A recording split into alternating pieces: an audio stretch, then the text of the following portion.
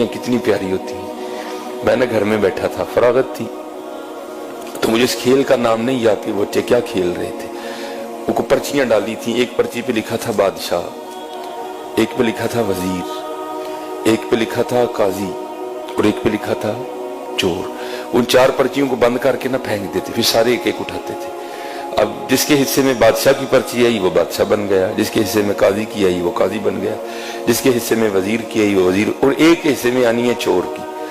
تو پھر جس کے حصے میں چور کی پرچی آنی ہے اس کے لیے پھر بڑے سخت معاملات ہیں. بادشاہ سلامت اس کو جو چاہے حکم دے.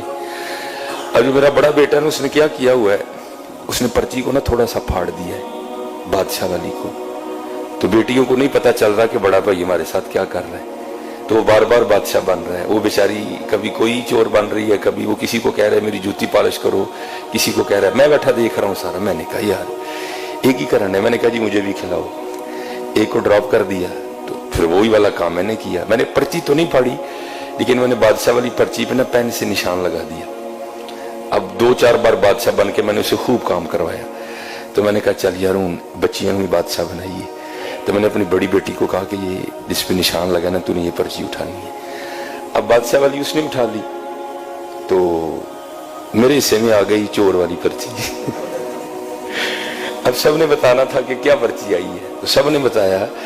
تو اینڈ پہ نا مجھے سارے کہتے ہیں جی بابا آپ کیا بنے ہیں. تو میں نے کہا جی میں چور بنا. میں حضور کے ممبر پہ بیٹھا ہوں, میں جھوٹ نہیں بولوں گا. میری چھوٹی بیٹی رو پڑی اور میرے گلے لگ کے کہتی میرے بابا چور نہیں ہے. میرے گلے لگ کے رو پڑی. خدا ممبر پہ بیٹھا ہوں حضور کے, میں جھوٹ نہیں بول رہا.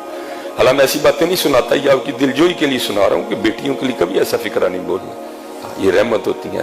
میں ممبر پہ بیٹھا کہہ رہا ہوں, میرا اللہ گواہ ہے اس بات کا. میں ایسی باتیں نہیں سناتا. وہ میرے ساتھ لگ کے نہ رو پڑی, حقیقتاً رو پڑی, اور کہتی میرے بابا چور نہیں.